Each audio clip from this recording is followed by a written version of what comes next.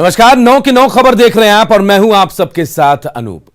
मुजफ्फरपुर में कोरोना जांच में बड़े घपले का पर्दाफाश हुआ है। एंटीजन किट की कालाबाजारी सामने आने के बाद गठित जांच कमेटी की रिपोर्ट में चौंकाने वाले खुलासे हुए हैं। रिपोर्ट के मुताबिक कुछ जांच केंद्रों पर जितने जांच किट दिए गए उससे ज्यादा संख्या में लोगों की जांच कर दी गई, तो कुछ केंद्रों पर हजारों जांच किट का कोई लेखा जोखा ही नहीं है। दरअसल एंटीजन किट प्राइवेट अस्पतालों और प्राइवेट लैब में बेच दिए गए और घोटाले को छुपाने के लिए कागज में अधिक से अधिक लोगों की जांच लिख दी गई। इस मामले में 2 डॉक्टर, एक हेल्थ मैनेजर और कई स्वास्थ्यकर्मियों के खिलाफ जांच की कार्रवाई चल रही है।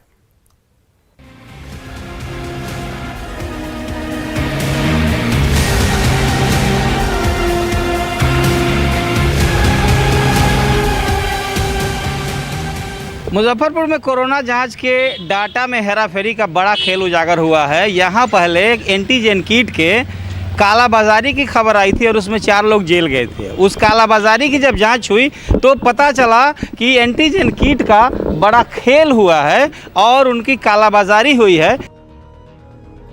मुजफ्फरपुर में कोरोना जांच किट की कालाबाजारी हुई और घोटालों को छिपाने के लिए आंकड़ों की बाजीगरी का बड़ा खेल हुआ। इस बात का खुलासा जांच कमेटी की रिपोर्ट से उजागर हुआ है। दरअसल पिछले दिनों मुजफ्फरपुर में एंटीजन किट की कालाबाजारी की खबरें सामने आई थी। लव कुमार नामक स्वास्थ्य कर्मी के ठिकाने से 4000 एंटीजन किट, पीपीई किट और दूसरे सरकारी सामान बरामद किए गए। मामले की जांच कराई गई तो स्वास्थ्य विभाग की पोल खुल गई। दरअसल टेस्ट किट और दूसरे सामान निजी अस्पतालों और निजी जांच घरों को बेच दिए गए और घोटालों को छुपाने के लिए जांच का फर्जी डेटा तैयार कर लिया गया। इसके लिए कोरोना जांच केंद्रों ने जांच किट से ज्यादा की जांच रिपोर्ट बना दी। कुछ केंद्रों पर तो हजारों जांच किट का हिसाब ही नहीं मिला। देखिए किस तरह ये घोटाला हुआ है। और पीएचसी 6000 किट मिले, जबकि 6581 लोगों की जांच हुई। बोचहा पीएचसी 4250 किट मिले, जबकि यहां पर 6740 जांच हुई है। मुशहरी पीएचसी 7050 किट मिले और यहां पर जांच की गई 8669 लोगों की। सकरा रेफरल हॉस्पिटल 7350 जांच किट मिले, लेकिन यहां पर जांच किए हुए लोगों की संख्या 8668 बताई गई। मरवन पीएचसी में 4000 जांच किट और सदर अस्पताल जांच केंद्र पर करीब 13000 जांच किट का लेखा जोखा तो मिला ही नहीं। ज़्यादातर कुछ क्लरिकल मामले हैं और कुछ टेक्निकल भी हैं और कुछ डाटा का जो है डुप्लीकेसी की भी संभावना थी और कुछ मामले में बहुत माने सिंपल मामले में अगर किसी ने RT-PCR कराया है तो उनको भी रैपिड एंटीजन वाला टेस्ट का जो है वो सूचना चला गया था। आपदा को अवसर बनाने का खेल इतना ही नहीं है। कोरोना जांच में लाभुकों का मोबाइल नंबर लेना होता है, जिस पर उन्हें रिपोर्ट दिया जाता है। जांच रिपोर्ट में 8231 लोगों के नाम के आगे मोबाइल नंबर के नाम पर 0000 दर्ज किया गया है। किट की कालाबाजारी की खबर आने पर छापेमारी हुई, जिसमें सदर अस्पताल के लैब टेक्नीशियन लव कुमार के ठिकाने से 4000 एंटीजन किट बरामद किए गए। इस मामले में 4 लोगों को जेल भेजा गया। मामले की जांच हुई तो जांच कमेटी ने इन गड़बड़ियों को लेकर कठोर कार्रवाई की अनुशंसा की है। कार्रवाई के घेरे में 2 प्रभारी मेडिकल ऑफिसर, एक हेल्थ मैनेजर, कई लैब टेक्नीशियन हैं। 3 कर्मियों को नौकरी से निकालने की भी तैयारी चल रही है। पुनः बता देता हूँ, लव कुमार हैं और आनंद मुकेश हैं, दीपक कुमार हैं। इन तीनों को सेवा से मुक्त करने का जो है हमने अनुशंसा किया है। कुल मिलाकर ये खेल ज्यादा लोगों की कोरोना जांच रिपोर्ट दिखाकर सरकार की आंखों में धूल झोंकने और बाजार में बेचे गए किट को छिपाने के लिए किया गया। लेकिन जब मामले की जांच हुई तो स्वास्थ्य विभाग में हड़कंप मच गया। पिछले दिनों एंटीजन किट बाजार में बेचे जाने को लेकर एक कर्मी के घर से बड़ी संख्या में किट पाए गए थे। उसके अलावा जेल भी गया था। तो गड़बड़ियों की यह जो श्रृंखला पहले से चल रही थी, ये धीरे धीरे उजागर हो रही है और इसमें कार्रवाई भी की जा रही है। सुधीर कुमार, न्यूज़ 18, मुजफ्फरपुर। और देखिए, इस घोटाले के सामने आने के बाद अब कई सवाल उठ रहे हैं और जो बेहद लाजमी है। सवाल ये कि क्या बड़े लोगों की जानकारी के बिना इतना बड़ा घोटाला हो गया? जांच किट घोटाले पर ये सवाल खड़े हो रहे हैं और सवाल सिविल सर्जन के ऊपर भी कि क्या सिविल सर्जन को घोटाले की जानकारी नहीं थी, क्योंकि वो बड़े अधिकारी होते हैं, उनकी निगरानी में ही सब कुछ होता है। सवाल ये भी, क्या सिविल सर्जन की जानकारी के बिना ही ये घोटाला हो गया? ये तमाम सवाल हैं जो इस जांच किट घोटाले के बाद अब उठ रहे हैं। और सुधीर हमारे सहयोगी इस खबर पर हमारे साथ जुड़े। सुधीर, हैरानी होती है कि जिस वक्त लोगों की जान बचानी जरूरत थी, जान बचाना प्राथमिकता थी, उस वक्त ऐसे घोटालों को अंजाम दिया गया। क्या ऐसा हो सकता है सुधीर कि सिविल सर्जन या फिर बड़े स्वास्थ्य अधिकारी हैं, उनकी जांच किया, उनको बिना बताए ये घोटाला हो जाए, जबकि आंकड़े उनकी मॉनिटरिंग में रहते हैं तमाम चीजें? वरीय अधिकारियों के नॉलेज में यह बात पूरी तरीके से थी, क्योंकि कई ऐसे अवसर आए। सबसे पहले मसला ये आया कि जो जांच रिपोर्ट तैयार की जाती है उसमें मोबाइल नंबर 00 क्यों थे। एक मौका ये आया था कि आखिर 00 मोबाइल नंबर लिखने का क्या मतलब, कहीं ऐसा तो नहीं है कि किसी को कहीं और खपाया जा रहा है और फर्जी रिपोर्टिंग की जा रही है। दूसरा एक मसला आया था जब एक ही मोबाइल नंबर पर पता चल रहा था कि 50-60 लोगों के जांच की बातें दर्ज की जा रही थी। मोबाइल नंबर एक ही है और जब उन पर बात की गई तो पता चला कि उन्होंने जांच कराया ही नहीं। ये बात सिविल सर्जन के नॉलेज में आई। तीसरी बात ये आई जब कर्मी के घर से 4000 किट बरामद किया गया और उसमें 4 लोगों को जेल भेजा गया और जो सदर अस्पताल के बड़े प्रबंधक हैं उनका नाम भी उसमें आया। सिविल सर्जन का सीधा बयान आया कि यह गड़बड़ी नहीं है, ये सिविल सर्जन ने कहा था। जाहिर है तमाम चीजें सिविल सर्जन के नजर में थी, बड़े अधिकारियों के नजर में थी, लेकिन क्योंकि इसकी जांच नहीं हो रही थी इसलिए मामला पकड़ में नहीं आ रहा था। अब डीएम के आदेश पर एडीएम स्तर के पदाधिकारी ने जांच कर दिया है, तो जाहिर है जब ब्यूरोक्रेसी लग गई है तो चीजें खुल के सामने आ गई है। अब सुधीर, जिन 4 लोगों को गिरफ्तार किया गया, चलिए उनके अलावा कह देते हैं, क्या दूसरे सिविल सर्जन या फिर दूसरे अधिकारियों की जिम्मेदारी नहीं है? किसके जिम्मे होता है ये पीपी किट और जांच के जो तमाम उपकरण है? कोई तो मॉनिटरिंग करता हो गया, क्या उन पर कार्रवाई नहीं होनी चाहिए? या तो उन्होंने काम सही से नहीं किया या फिर वो भी इसमें शामिल हैं? जी बिल्कुल, ये जो किट है, जांच किट, पीपी किट, इन तमाम चीजों की जो अल्टीमेट रिस्पांसिबिलिटी है वो सिविल सर्जन की है, लेकिन वो इस जिम्मेदारी को वेस्ट करते हैं हेल्थ मैनेजर में। सदर अस्पताल के जो हेल्थ मैनेजर होते हैं या फिर एसीएमओ होते हैं, उन लोगों को कार्य का डिस्ट्रीब्यूशन किया जाता है और उन्हीं लोगों को सेंट्रल स्टोर से जो डिफरेंट पीएचसी हैं या फिर अन्य जांच केंद्र है वहां तक इन किट्स की मॉनिटरिंग करनी है। तो जो जानकारी है वह जानकारी सबके लेवल पर है, क्योंकि अब सब कुछ पारदर्शी है और डिजिटल है। रिपोर्ट बनती है रोज रोज और लोगों को दी जाती है और सभी लोगों को भेजी जाती है, तो जानकारी सबको थी। दबाने की कोशिश की जा रही थी, लेकिन जब एडीएम और डीएम ने इसमें रुचि ले लिया, जांच उन्होंने कराया, तो तमाम चीजें सामने आई है। सुधीर, एक अनुमान बता दीजिए, ये जो घोटाला हुआ कितने का घोटाला होगा? ये अमूमन क्या राशि होगी इसकी?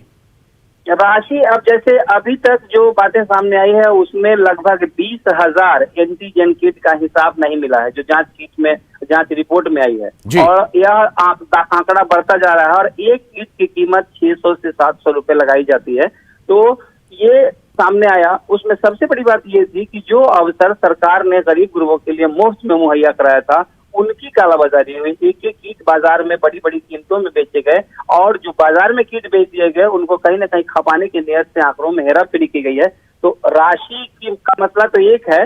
दूसरा मसला ये है कि पैंडेमिक काल में जिस तरीके से जन स्वास्थ्य से खिलवाड़ करने की कोशिश की गई है, बड़ी उम्मीद करते हैं लोग सदर अस्पताल सरकारी संस्थान के ऊपर, तो उस उम्मीद को तोड़ा गया है। ये मसला बड़ा है। बिल्कुल, जाए तो कहा जाए, धरती के भगवान जिनको कहा जाता है, डॉक्टर, वो हेल्थ वर्कर्स जो स्वास्थ्य विभाग में काम करते हैं, वो अगर ऐसा करेंगे तो अब किसके पास बीमार होने पर आदमी जाएगा? ये बड़ा सवाल है। बहुत बहुत शुक्रिया सुधीर हमारे साथ जुड़ने के लिए, तमाम जानकारी के लिए।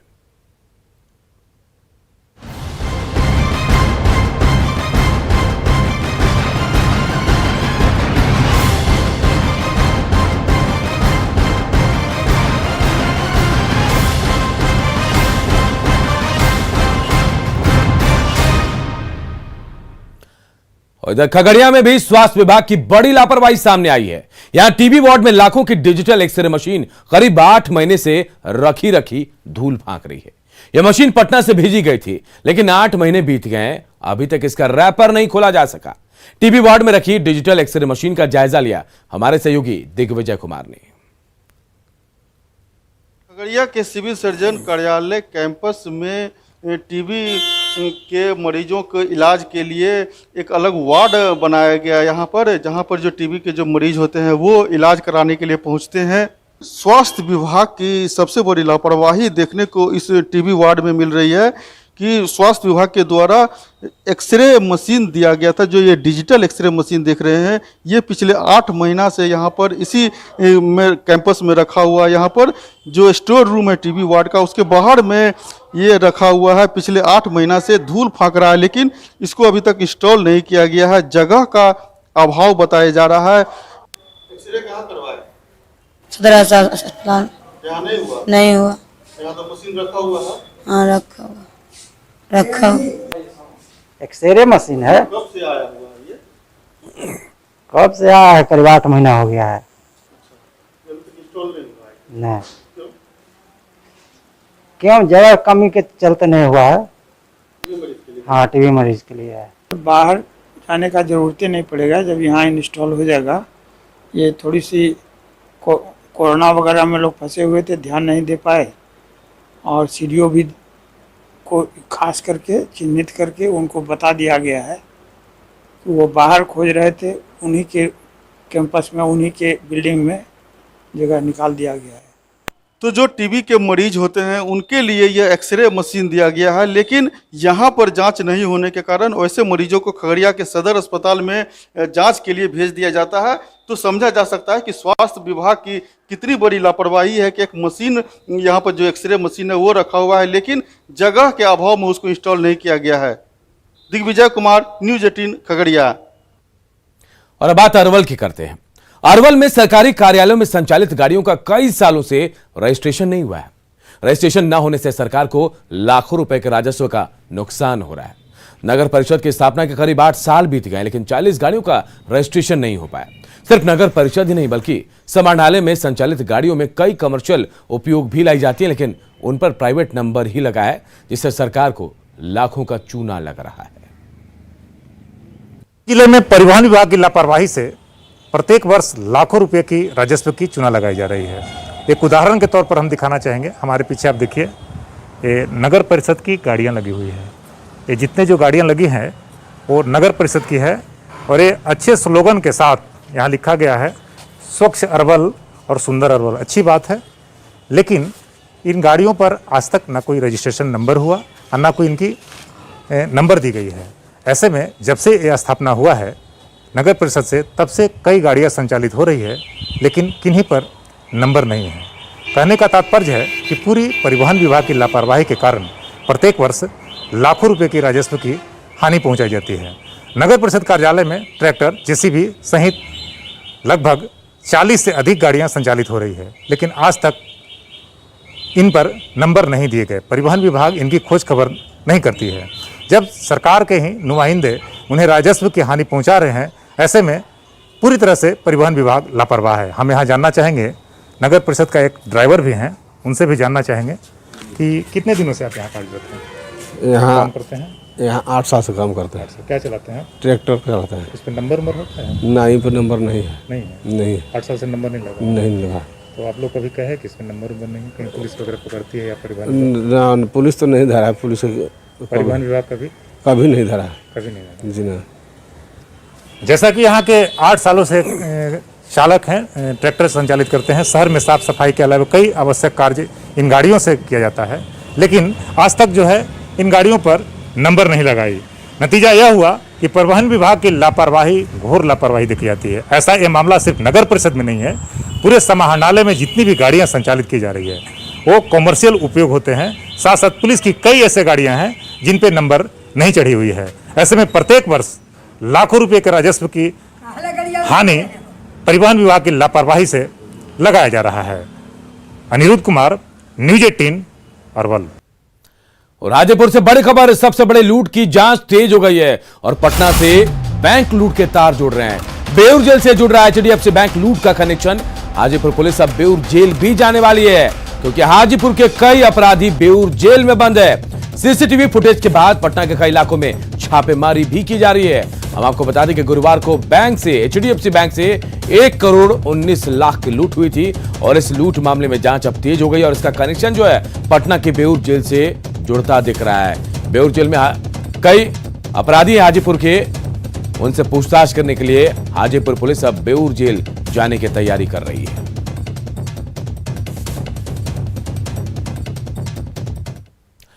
और लूटकांड में मिले सीसीटीवी फुटेज में जिन अपराधियों की पहचान हुई, ये सभी हाजीपुर के स्थानीय अपराधी बताए जा रहे हैं। पटना के बेउर जेल में हाजीपुर के कई कुख्यात बंद है, लिहाजा पुलिस बैंक लूटकांड में शामिल अपराधियों की पहचान बेउर जेल के अपराधियों से कराने के लिए पटना आ रही है। क्या है पूरा मामला, हमारे सहयोगी संजय कुमार बता रहे हैं। हाजीपुर में हुए बिहार में अब तक के सबसे बड़े लूटकांड में पुलिस के हाथ अब तक खाली हैं और इस पूरे मामले को लेकर हाजीपुर पुलिस को इस बात के इनपुट मिले हैं कि इस लूटकांड में जो शामिल अपराधी थे वे स्थानीय थे। लिहाजा हाजीपुर पुलिस पटना के इस बेउर जेल में पहुंचने वाली है। चूँकि बेउर जेल में हाजीपुर के बिद्दुपुर, राघोपुर और दियारा इलाके के कई जो अपराधी हैं और कई जो लुटेरे हैं इसी बेउर जेल में बंद हैं। हाजीपुर पुलिस ने लूटकांड में जो सीसीटीवी फुटेज प्राप्त किए हैं उसमें जो अपराधियों के चेहरे आए हैं वो स्थानीय बताए जाते हैं और इसलिए हाजीपुर पुलिस बेउर जेल में इसलिए पहुंच रही है कि जो हाजीपुर के अपराधी यहां बंद हैं उनसे उन चेहरों की पहचान कराई जा सके। साथ ही इस पूरे मामले में हाजीपुर पुलिस पटना पुलिस के संपर्क में है और जो सीसीटीवी फुटेज है वो पटना पुलिस को मिल चुका है। पटना पुलिस के अधिकारी इन अपराधियों के लिए राजधानी में कई इलाकों में लगातार छापेमारी कर रहे हैं। चूँकि पटना पुलिस को भी इस बात की जानकारी मिली है कि हाजीपुर में करोड़ों रुपये लूटने वाले जो अपराधी हैं उसमें से जो कई अपराधी ऐसे हैं जिनका पटना से पुराना ताल्लुक रहा है। देखना होगा अब हाजीपुर और पटना पुलिस इस पूरे मामले को मिलकर कैसे इसका उद्भेदन करती है। कैमरा पर्सन अजय दुबे के साथ संजय कुमार, न्यूज़ 18 पटना। बुलेटिन में खबरें अभी और है, बने रहिए हमारे साथ। जल्द लौटेंगे एक छोटे से ब्रेक के बाद। और बात मानसून की, तो बिहार में आज मानसून जो है दस्तक देने वाला है और अगले 3 दिनों तक प्रदेश में भारी बारिश की संभावना भी जताई जा रही है। मानसून के आने से प्रदेश में 30 से 40 किलोमीटर की रफ्तार से हवाएं भी चलेंगी, लिहाजा प्रदेश में येलो अलर्ट जारी कर दिया गया है। मौसम विभाग से मिली जानकारी के मुताबिक अगले 24 घंटे में बिहार में मानसून पूर्णिया और अररिया के रास्ते प्रवेश करेगा। बंगाल की खाड़ी में शुक्रवार को कम दबाव का क्षेत्र बनने की वजह से दक्षिण पश्चिम मानसून काफी मजबूत हुआ है। कई क्षेत्रों में अभी भी प्री मानसून की बारिश भी हो रही है।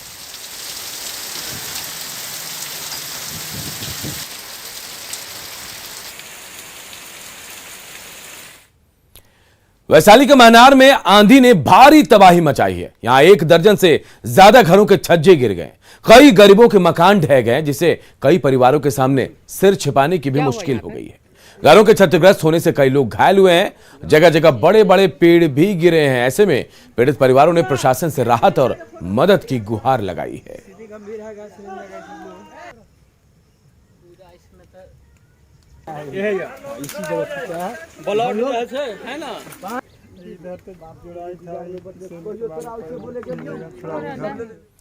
छपरा में भारी बारिश और वज्रपात के अलर्ट के बीच वज्रपात का एक वीडियो सामने आया है। इसमें ताड़ के पेड़ पर बिजली गिरने से उसमें आग लग गई। घटना एकमा थाना क्षेत्र के परसागढ़ के पास की है। इस घटना में हालांकि किसी के हताहत होने की खबर नहीं है। हालांकि बिजली गिरने के बाद लोग यहां दहशत में हैं। तो तस्वीरें हम आपको दिखा रहे हैं छपरा के एकमा की, जहां ताड़ के पेड़ पर बिजली गिरी और उसके बाद ताड़ के पेड़ में आग लग गई। एक्सक्लूसिव तस्वीरें न्यूज़ 18 बिहार झारखंड के टीवी स्क्रीन पर। हालांकि इस दौरान कोई ज्यादा नुकसान नहीं हुआ, हताहत होने की खबर नहीं है, लेकिन इस घटना के बाद इलाके के लोग काफी डरे सहमे हैं।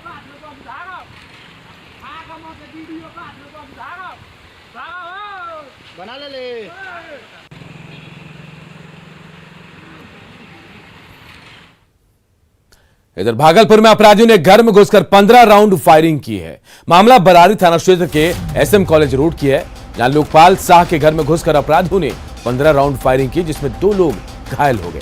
घायलों को मायागंज अस्पताल में इलाज के लिए भर्ती कराया गया है। गोलीबारी की घटना के बाद SM कॉलेज इलाका पुलिस छावनी में तब्दील हो गया। पुलिस ने घटनास्थल से दर्जन भर खोखे भी बरामद किए हैं। बताया जा रहा है कि जमीन को लेकर दो गुटों में विवाद हुआ, जिसके बाद यहां गोलीबारी की गई। पुलिस फिलहाल पूरे मामले की छानबीन कर रही है।